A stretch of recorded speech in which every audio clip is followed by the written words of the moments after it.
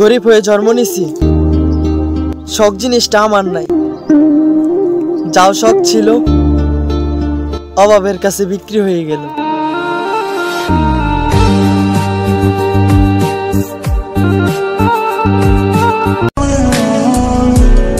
স্বপ্ন ভরা জীবনে ব্যর্থ হয়ে আছি আমি।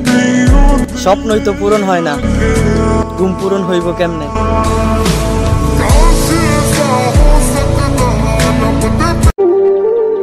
গরিব হয়ে জন্ম নিছি, তাই বড় কোনো স্বপ্ন দেখি না। তা আমি ফোন নাই দেখে ভিডিওর কোয়ালিটি ভালো হয় না, তাই বইলা হাইসো না। পাঁচতলায় থাইকা গাছতলা থাকা মানুষদের মর্ম বুঝবা না।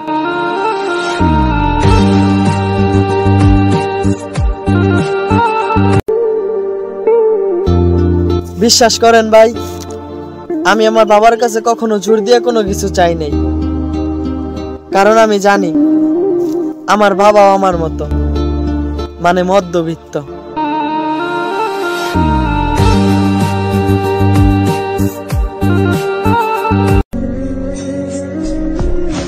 জীবনটা তখনই সুন্দর ছিল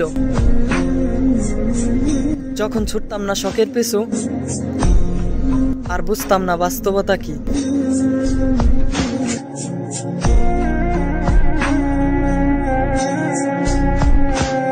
এত হতাশ আর এত অবাক হওয়ার কিছু নাই।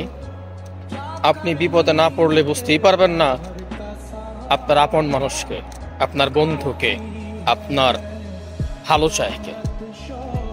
যতদিন আপনি সুখে থাকবেন বা আপদ বিপদ সমস্যা ছাড়া থাকবেন, কসম খোদার আপনি সহজে বুঝতেই পারবেন না কে আপনার শত্রু, কে আপনার আপন, কে আপনার পর।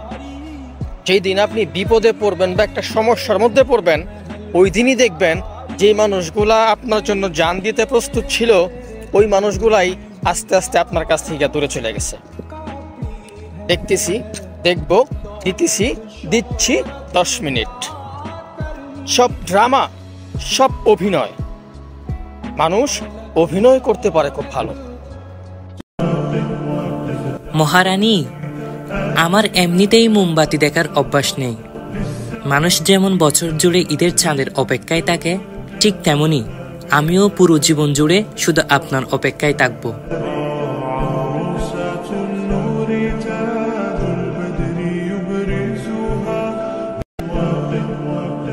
আমি কিন্তু রুদ্রার মতো সাজিয়ে গুজিয়ে ম্যাজিক করতে জানি না। তবে মায়ের ম্যাজিক জুড়ে যেমন শুধু বরুণই থাকে, ঠিক তেমনি আমার ভালোবাসার ম্যাজিক জুড়ে শুধু আপনিই থাকবেন।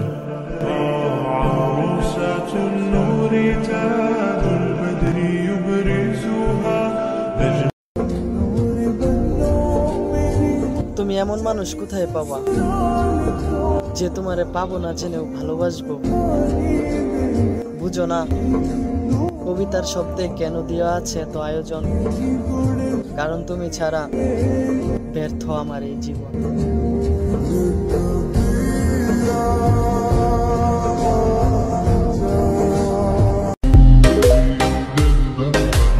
কারো চেহারা দেখা কাউরে বিবেচনা কইরো না।